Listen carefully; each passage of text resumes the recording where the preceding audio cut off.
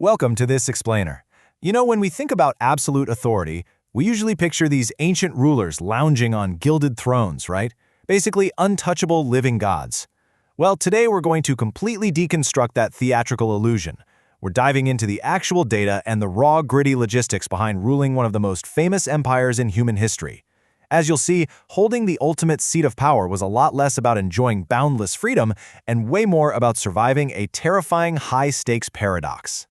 There is this incredibly stark contrast between the PR fantasy of divine immortality and the brutal reality of history. The spin machine of the era sold the emperor as a literal living god, worshipped, revered, and culturally elevated way above normal humans. But the historical data? It tells a deeply mortal story.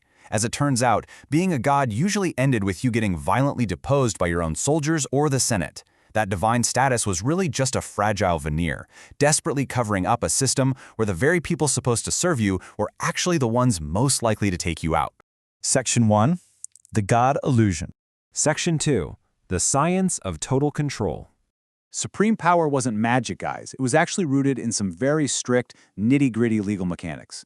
Specifically, something called Imperium Maius. Think of this as the ultimate legal override switch. It gave one single commander absolute, unchecked authority over every other official in the empire. Your word bypassed everything.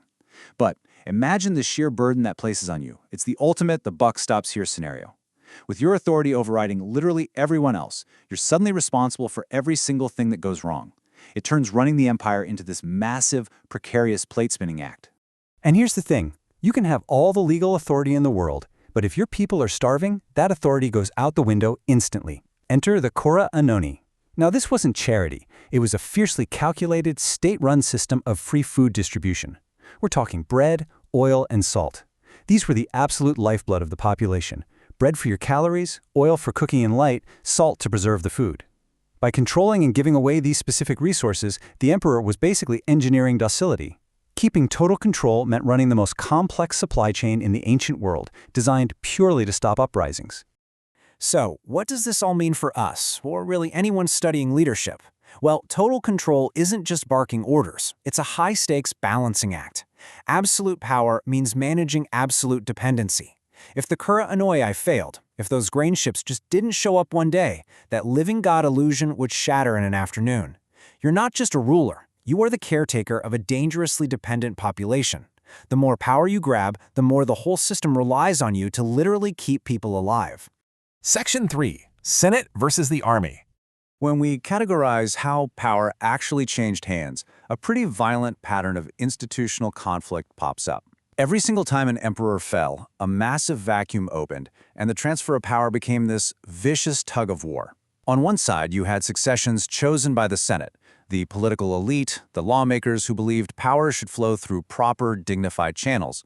And on the other side, successions driven by the army, the sheer, unadulterated muscle of the empire. It was a relentless clash between the illusion of a constitutional republic and the harsh reality of a military dictatorship.